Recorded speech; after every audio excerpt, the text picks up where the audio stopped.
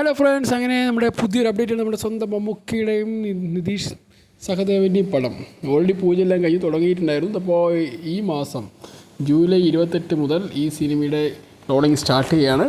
അപ്പോൾ ബാക്കിയുള്ള കാര്യങ്ങൾക്ക് അറിയാമല്ലോ, ഇന്ത വാട്ടി മിസ്സ് അപ്പോൾ അതിൽ അങ്ങനെ പറഞ്ഞ ഡയലോഗൊക്കെയാണ് ഇപ്പോൾ സോഷ്യൽ മീഡിയയിൽ അങ്ങനെ ഒന്നടങ്കം തരംഗമായിക്കൊണ്ടിരിക്കുന്നത്. കാരണം നമ്മൾ ഏറെ ആഗ്രഹിക്കുന്ന ഒരു റോളും കൂടിയാണ്. സത്യത്തിൽ പറഞ്ഞാൽ മമ്മൂട്ടി എന്ന വ്യക്തി ഒരു സിനിമയിൽ കമ്മിറ്റ് ചെയ്തിട്ടുണ്ടെന്ന് പറഞ്ഞാൽ ആ സിനിമയിലെ കഥാപാത്രം നമുക്ക് കാണാൻ പറ്റും. ഇല്ലാണ്ട് മറ്റുള്ള ആക്ടേഴ്സിനെ പോലെ അവരെന്നെ ആ കഥാപാത്രം ആകുന്നില്ല. ആ സിനിമയിൽ അവരുടെ സ്വന്തം ക്യാരക്ടേഴ്സും ആ സിനിമയിൽ കാണാൻ പറ്റും. പക്ഷേ അങ്ങനെയല്ല മമ്മൂട്ടിയുടെ കാര്യത്തിൽ. മമ്മൂട്ടി പറഞ്ഞ ഒരു ജീനിയസ് ആണെന്നോ ഒരു അൾട്ടിമേറ്റ് സ്റ്റാർ ആണെന്നോ അതിൻ്റെ അപ്പുറത്തേക്ക് വല്ലതാണെന്ന് പറയുകയാണെങ്കിൽ വാക്കുകളില്ല. അതിൻ്റെ അപ്പുറത്തേക്ക് പറഞ്ഞാലേ പറ്റൂ.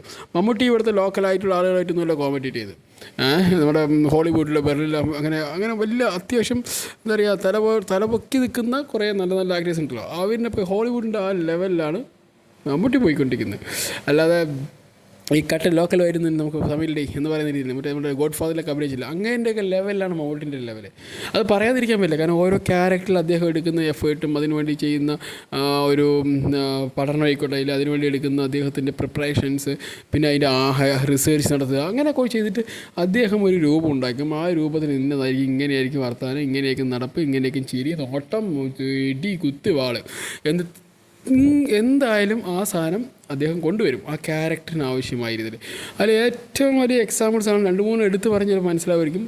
അംബേദ്കറും സിനിമ ആയിക്കോട്ടെ, അല്ലെങ്കിൽ ഈ അടുത്ത കാലത്ത് ബ്രഹ്മയുഗം ആയിക്കോട്ടെ, അല്ലെങ്കിൽ കളങ്കാവലായിക്കോട്ടെ, അല്ലെങ്കിൽ നൻപകൽ നേരത്തെ വായിക്കും, അങ്ങനെ പോണ ഒരു മാലപ്പടക്കം പോലെ മമ്മൂട്ടിയെ തളയ്ക്കാൻ ഒരു ക്യാരക്ടറിൽ കൊണ്ട് ഇഷ്ടമാണെന്ന് പറയാൻ പറ്റാത്ത ഒരു അവസ്ഥയിലാണ് നമ്മളതിരിക്കുന്നത്. കാരണം മമ്മൂട്ടി എന്ന് പറഞ്ഞൊരു വ്യക്തി ഈ ഇന്ത്യൻ മഹാരാജ്യത്ത് വേറെ ഏതെങ്കിലും ഒരു മെഗാസ്റ്റാറോ അല്ലെങ്കിൽ ഇത്രയും വലിയൊരു സ്റ്റാർഡമുള്ളൊരു വ്യക്തി ഇങ്ങനെയുള്ള എന്താ പറയുക കാര്യങ്ങൾ ചെയ്യുമോ? ചെയ്യില്ല.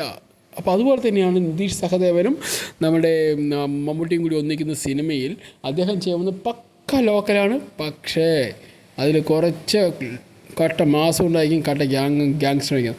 നമ്മുടെ മറ്റേ ബെല്ലാരി രാജ പറഞ്ഞ ബെല്ലാരി രാജ കുറച്ചുകൂടി സ്റ്റേറ്റ് ലെവലാണ്. ഇന്നൊരു ഒരു സൗത്ത് ഇന്ത്യൻ ഒരു ഡോം എന്നൊക്കെ പറയില്ല, ആ ലെവലിലേക്കാണ് എനിക്ക് തോന്നിയത്.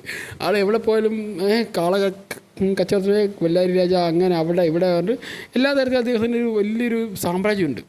പക്ഷേ ഇതിൽ വരുമ്പോൾ ചെറിയ കട്ട ലോക്കലായിട്ടുള്ളൊരു ഒരു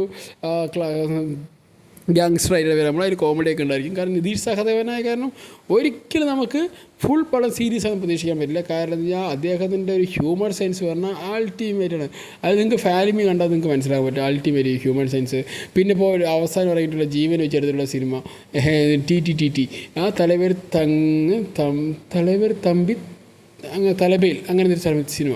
പക്ഷേ ആ പടം ഒരു കംബാക്ക് ആയത് അദ്ദേഹത്തിന് കൊടുത്തു. അതോടൊപ്പം തന്നെ ആ ഒരു പൊങ്കൽ സമയത്ത് ഏറ്റവും one of the best collection ഉണ്ടാക്കിയ സിനിമയും കൂടിയാണ്. കാരണം ആ സമയത്ത് നമ്മുടെ സ്വന്തം വിജയ് തലപതിയുടെ ജനനായകൻ വരുന്നതായിരുന്നു.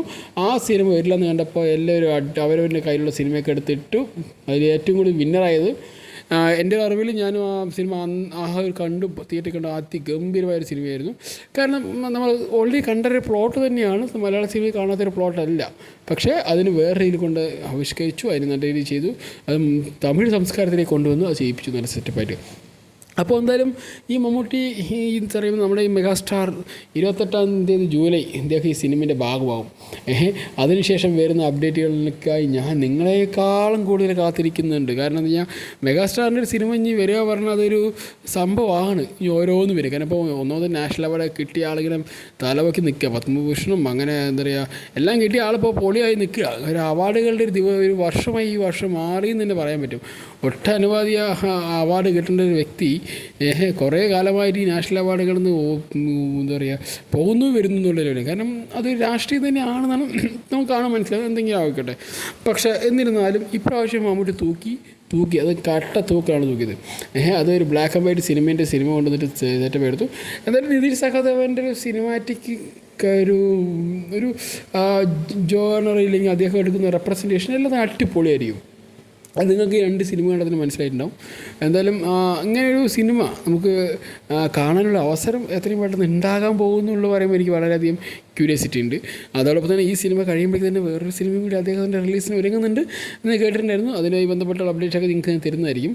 എന്തായാലും മമ്മൂട്ടി എന്ന ഈ അതുല്യ പ്രതിഭയുടെ ഒരു അട്ടാറ് സാധനമായിരിക്കും വരാൻ പോകുന്നുള്ള കാര്യത്തിൽ യാതൊരു സംശയമില്ല. കാരണം ഗ്യാങ്സ്റ്റർ സിനിമയാണെന്ന് പറയുന്നു, അത് ലോക്കൽ സിനിമയാണെന്ന് പറയുന്നു, അതിലേക്ക് മമ്മൂട്ടി ആൾ വരുന്നു, അതിലേക്ക് ഒരു എന്താ പറയുക ഒരു കോമഡിയുള്ള ഒരു ജോണർ കൂടി ആണെന്ന് പറയുന്നു.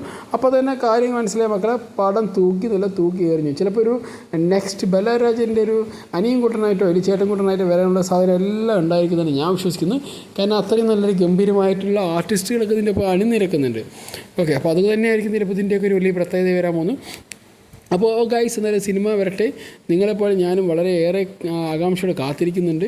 അപ്പോൾ വരട്ടെ, വന്ന് എന്താ പറയുക, സിനിമാ തിയേറ്ററുകളൊക്കെ ഓളം ഉണ്ടാക്കി ഒരുപാടുപ്പെട്ട ആ ബെല്ലാരാജിനെ കടത്തി വെട്ടുന്നൊരു സാധനം ഓളം ഉണ്ടാകുമെന്ന് ഞാൻ പ്രതീക്ഷിക്കുന്നു. അപ്പോൾ എന്തായാലും ഗൈസ്, ഇതുമായി ബന്ധപ്പെട്ട പുതിയ അപ്ഡേറ്റ് ഉണ്ടെങ്കിൽ നിങ്ങളെ ഞാൻ അറിയിക്കുന്നതായിരിക്കും. Bye, see you. എല്ലാവരും ടേക്ക് കെയർ.